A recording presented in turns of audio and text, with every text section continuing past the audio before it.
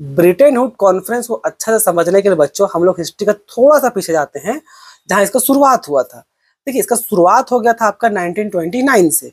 1929 में क्या हुआ था कि आपका ग्रेट डिप्रेशन आया था, और ग्रेट डिप्रेशन बच्चों जैसे आप जानते हो इतना भयानक था कि अच्छा से अच्छा कंट्री का ना वो तेल निकाल के रख दिया था। ठीक है, क्या डेवलप कंट्री, क्या डेवलपिंग कंट्री, उसका शॉक वेव से, उसका झटका से कोई नहीं बच पाया था। ठीक है, तो फ्यूचर में दोबारा कभी ऐसा गलती ना हो, इसके लिए एक मीटिंग रखा गया जिसका नाम था United nation monetary and financial conference, जिसको हम लोग पॉपुलरली मतलब मेन जो फेमस नाम से क्या आपका ब्रिटेन वुड कॉन्फ्रेंस। ये कॉन्फ्रेंस आपका ब्रिटेन वुड में हुआ था, यानी कि यूएसए में।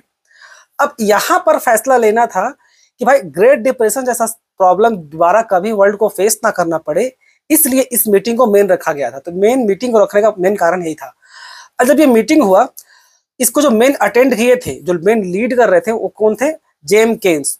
वही आपका ग्रेट डिप्रेशन के थ्योरी के बारे में अच्छे से एक्सप्लेन किए थे। तो जब एक बजे जब मीटिंग खत्म हुआ ना, या मेन जो एजेंडा रखा गया था खत्म होने के बाद, जो आउटकम आया था ही, लेकिन मेन मोटो ये था कि एक पहला तो ये कि भाई एक ऐसा इंटरनेशनल मॉनेटरी सिस्टम बनाया जाएगा जिससे एक कंट्री दूसरा कंट्री के बीच में एक्सपोर्ट इंपोर्ट कर सके, यानी कि लिक्विडिटी का कुछ रखा जाएगा। ठीक है, कि किस करेंसी का हेल्प से या किस चीज का हेल्प से एक कंट्री दूसरे कंट्री के साथ क्या करे, आपका एक्सपोर्ट इंपोर्ट करे। जैसे पहले गोल्ड में हुआ करता था, उसको रिप्लेस करना था आसान भाषा में।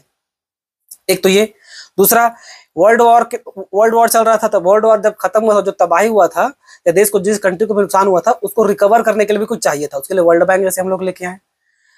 लास्ट अच्छा से एकदम स्मूथली हर कंट्री एक दूसरे के साथ एक्सपोर्ट इंपोर्ट कर सके, इसके लिए एक संस्था बनाना था।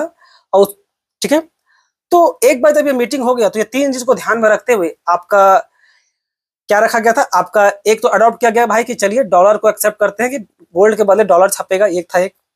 दूसरा क्या था? आईएमएफ और वर्ल्ड बैंक को भी बनाया गया ताकि जो भरपाई हो, मतलब जो नुकसान हुआ था उसका भरपाई हो सके वर्ल्ड वॉर में।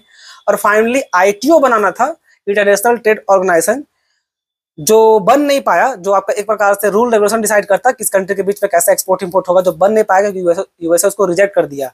हालांकि बाद में इसके जगह डब्ल्यूटीओ आया। तो मेन ब्रिटेन वुड कॉन्फ्रेंस यही था। उस कॉन्फ्रेंस में तीन डिसीजन लिया गया था और कुछ नहीं।